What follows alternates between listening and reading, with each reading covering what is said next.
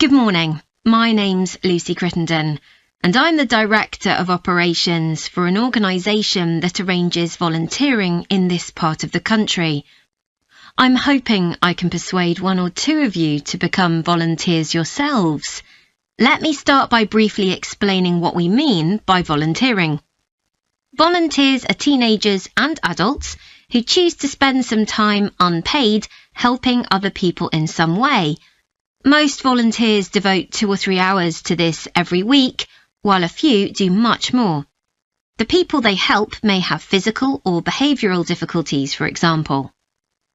Volunteers can do all sorts of things, depending on their own abilities and interests. If they're supporting a family that's struggling, for example, they may be able to give them tips on cooking, or recommend how to plan their budget, or how to shop sensibly on their income.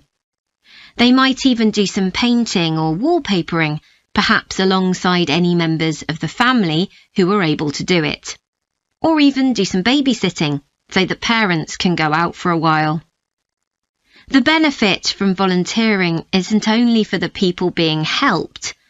Volunteers also gain from it. They're using their skills to cope with somebody's mental or physical ill health, and volunteering may be a valuable element of their CV when they're applying for jobs. Employers usually look favourably on someone who's given up time to help others. Significantly, most volunteers feel that what they're doing gives them a purpose in their lives. And in my opinion, they're lucky in that respect, as many people don't have that feeling. Now I'd like to tell you what some of our volunteers have said about what they do, to give you an idea of the range of ways in which they can help people. Habib supports an elderly lady who's beginning to show signs of dementia. Once a week they, along with other elderly people, go to the local community centre where a group of people come in and sing.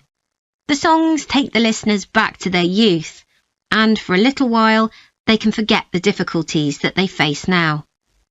Our volunteer Consuela is an amazing woman. She has difficulty walking herself, but she doesn't let that stop her. She helps a couple of people with similar difficulties who had almost stopped walking altogether. By using herself as an example, Consuela encourages them to walk more and more.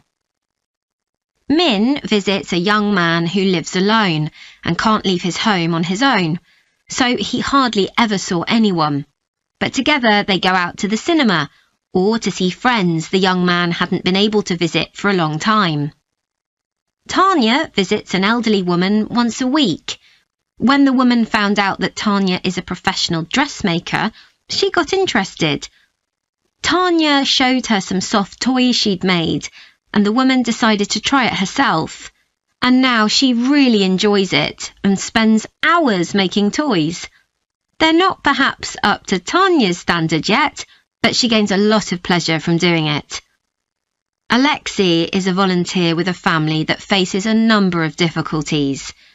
By calmly talking over possible solutions with family members, he's helping them to realise that they aren't helpless and that they can do something themselves to improve their situation. This has been great for their self-esteem.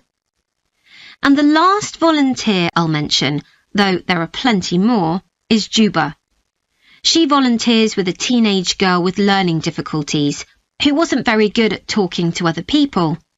Juba's worked very patiently with her, and now the girl is far better at expressing herself and at understanding other people. Okay, I hope that's given you an idea of what volunteering is all about. Now I'd like to talk to you about